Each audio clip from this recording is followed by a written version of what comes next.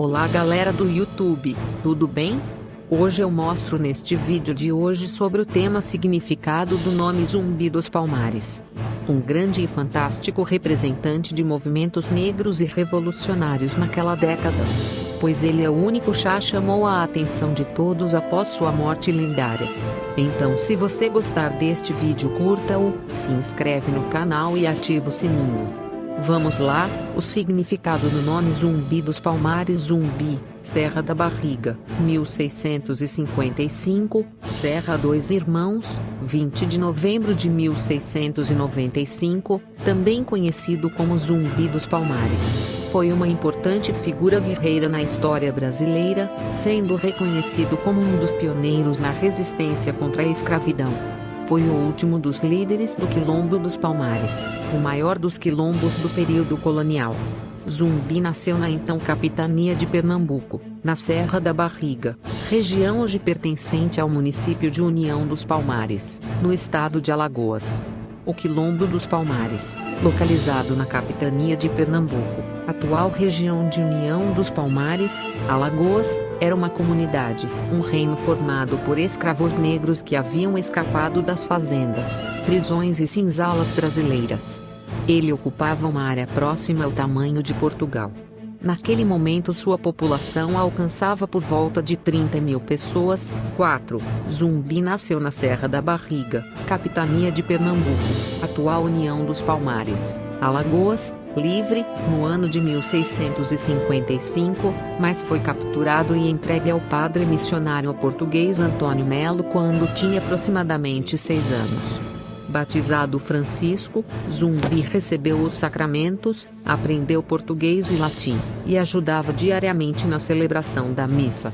Por volta de 1678, o governador da capitania de Pernambuco, cansado do longo conflito com o Quilombo de Palmares, se aproximou do líder de Palmares, Gangazumba, com uma oferta de paz. Foi oferecida a liberdade para todos os escravos fugidos se o Quilombo se submetesse à autoridade da coroa portuguesa. A proposta foi aceita pelo líder, mas Zumbi rejeitou a proposta do governador e desafiou a liderança de Gangazumba.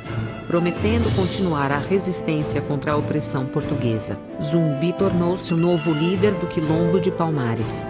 15 anos após Zumbi ter assumido a liderança, o bandeirante paulista Domingos Jorge Velho foi chamado para organizar a invasão do Quilombo. Em 6 de fevereiro de 1694 a capital de Palmares foi destruída e Zumbi ferido. Apesar de ter sobrevivido, foi traído por Antônio Soares, e surpreendido pelo capitão Furtado de Mendonça em seu reduto, talvez a Serra Dois Irmãos. Apunhalado, resiste, mas é morto com 20 guerreiros quase 2 anos após a batalha, em 20 de novembro de 1695. Teve a cabeça cortada, salgada e levada ao governador Melo de Castro. Em Recife, foi exposta a cabeça em praça pública no Pátio do Carmo, visando desmentir a crença da população sobre a lenda da imortalidade de Zumbi.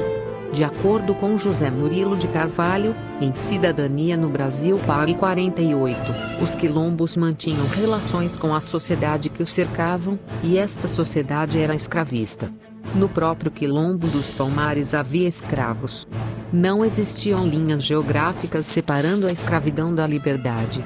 Segundo alguns estudiosos, Gangazumba teria sido assassinado, e os negros de Palmares elevaram Zumbi à categoria de chefe. Depois de feitas as pazes em 1678, os negros mataram o rei Gangazumba, envenenando-o, e Zumbi assumiu o governo e o comando em chefe do Quilombo. Seu governo também teria sido caracterizado pelo despotismo. Se algum escravo fugia dos Palmares, eram enviados negros no seu encalço e, se capturado, era executado pela severa justiça do Quilombo. Zumbi é considerado um dos grandes líderes de nossa história. Símbolo da resistência e luta contra a escravidão, lutou pela liberdade de culto, religião e prática da cultura africana no Brasil colonial. O dia de sua morte, 20 de novembro, é lembrado e comemorado em todo o território nacional como o Dia da Consciência Negra. Apesar de ser vista por alguns movimentos e setores da sociedade como representantes da resistência à escravidão, muitos quilombos contavam com a escravidão internamente. Esta prática levou vários teóricos a interpretarem a prática dos quilombos como um conservadorismo africano, que mantinha as diversas classes sociais existentes na África, incluindo reis, generais e escravos. Para alguns autores, no entanto, a escravidão nos quilombos em nada se assemelharia à escravidão dos brancos sobre os negros, sendo os escravos considerados como membros das casas dos senhores, aos quais deviam obediência e respeito semelhante à escravidão entre brancos, comum na Europa na Alta Idade Média. Para estes autores, a prática da escravidão teria dupla finalidade: aculturar os escravos recém-libertos às práticas do quilombos, que consistiam em trabalho árduo para a subsistência da comunidade, já que muitos dos escravos libertos achavam que não teriam mais que trabalhar, e diferenciar os ex-escravos que chegavam aos quilombos pelos próprios meios, escravos fugidos, que se arriscavam até encontrar um quilombo, sendo, neste trajeto, perseguidos por animais selvagens e pelos antigos senhores, e ainda, correndo o risco de serem capturados por outros escravistas, daqueles trazidos por incursões de resgates, escravos libertados por quilombolas que iam às fazendas e vilas para libertar escravos. Por outro lado, outros autores apontam a existência de uma escravidão até mesmo predatória por parte dos habitantes de Palmares, que realizavam incursões nos territórios vizinhos, de onde traziam à força indivíduos para trabalharem como escravos em suas plantações, desenvolvendo assim uma espécie de escravismo dentro da própria República. Escravos que se recusavam a fugir das fazendas e ir para os quilombos também eram capturados e convertidos em cativos dos quilombolas.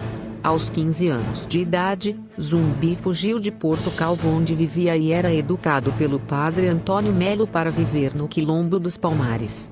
Na comunidade, deixou de ser Francisco para ser chamado de Zumbi, que significa aquele que estava morto e reviveu, no dialeto de tribo Imbagala de Angola. Ele tornou-se líder com 25 anos e destacava-se por seus conhecimentos e estratégias de lutas, e foi reconhecido como um respeitável guerreiro. Zumbi foi traído por um amigo, Antônio Soares, que informou aos soldados sua localização. Foi morto com mais 20 guerrilheiros em 20 de novembro de 1695. Teve a cabeça cortada, salgada e levada ao governador Melo e Castro. Em Recife, a cabeça foi exposta em praça pública, visando desmentir a crença da população sobre a lenda da imortalidade de Zumbi. Zumbi é considerado um dos grandes líderes de nossa história. Símbolo da resistência e luta contra a escravidão, lutou pela liberdade de culto, religião e prática da cultura africana no Brasil colonial. O dia de sua morte, 20 de novembro, é lembrado e comemorado em todo o território nacional como o Dia da Consciência Negra. Como vimos, Zumbi parecia, no entanto, qualquer líder de um movimento na luta com os portugueses. Mas não surge a pergunta: com isso, Zumbi ganhou o voto de todos nesta época? Sim, pois ele que defendeu a grande história revolucionária ao longo do tempo e lutou até se formar como um verdadeiro guerreiro, e seu dia, bastante visto e merecido por todos nós. Então explicarei de YT sobre os mandatos e questões sobre este tema. Então vamos lá. Zumbi ganhou o respeito e admiração de seus compatriotas quilombolas devido suas habilidades como guerreiro, a qual lhe conferia coragem, liderança e conhecimentos de estratégia militar. Lutou pela liberdade de culto e religião, bem como pelo fim da escravidão colonial no Brasil. Apesar disso, este líder também ficou conhecido pela severidade despótica com que conduzia Palmares, onde, inclusive, havia um tipo mais brando de escravidão. de todas as maneiras, não admitia a dominação dos brancos sobre os negros e, portanto, tornou-se o maior símbolo pela liberdade dos negros da história brasileira. A palavra zumbi ou zambi, nome adotado pelo herói, é de origem cundunda, e faz alusão a seres espirituais, como fantasmas, espectros e duendes. Então, neste caso, Zumbi foi o verdadeiro colaborador para a construção grandiosa que vivem discutindo aí nos últimos tempos. Que história, hein?